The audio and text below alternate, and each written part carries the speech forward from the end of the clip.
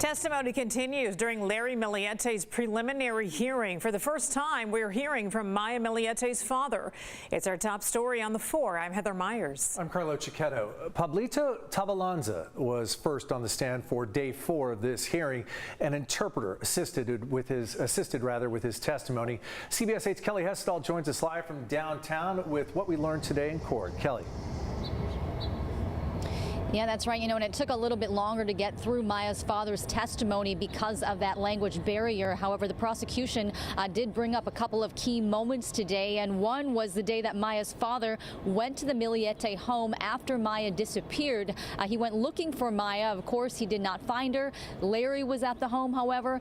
The prosecutor asked, at any point, did Larry try to reassure you that everything was okay? And here was his response. Yes, ma'am. May I describe how he put his arm around me and then telling me that don't worry, Papa, nothing. There's nothing going on. And he said I will not do that.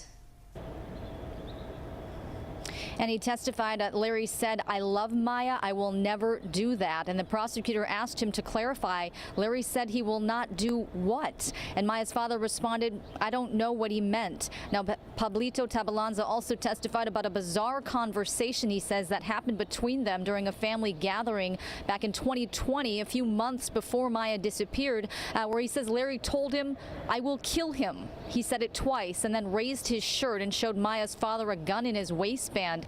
He testified during cross-examination it was a black 9mm. The prosecutor asked who was Larry referring to, and Maya's father said he didn't know. Was it the co-worker Larry thought Maya was having an affair with? Tabalanza said, I don't know. But the prosecutor pushed back and said, do you remember telling one of the DA investigators that Larry threatened to kill one of Maya's friends or co-workers? And he said, I don't remember. Meanwhile, we also heard from an acquaintance of Maya's, Blaine Hinckley, someone she met through a Jeep club. They off-road in their Jeeps in the desert, and he testified they went on a trip with a group in December of 2020. That's the first time he met Maya. He says she brought her 2 daughters with her, and here's how he described them. She was just a little ball of energy, and it was rather infectious. Her daughters were just a ball of energy with her. They were just having girl time. It was great to see. I have 2 young kids, so it holds a special place in my heart to go out there, take my kids out there, and have fun. And her girls were having just as much fun.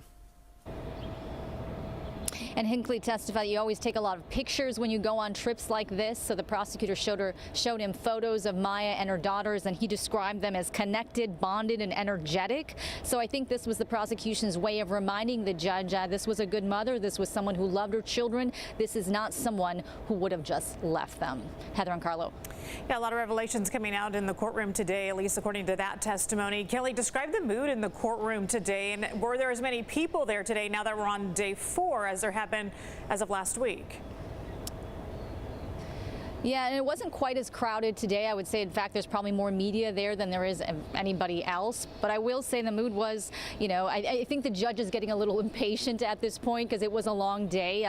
Maya's father was on the stand for about 4 hours or so, and at one point with the prosecutor during his questioning, during the questioning by the prosecutor, the judge kind of said, I think he's already answered this question. Let's keep going. And then during cross-examination of Hinckley with the defense, he kind of was like, there was a question she asked about, is it easy to get lost in the desert?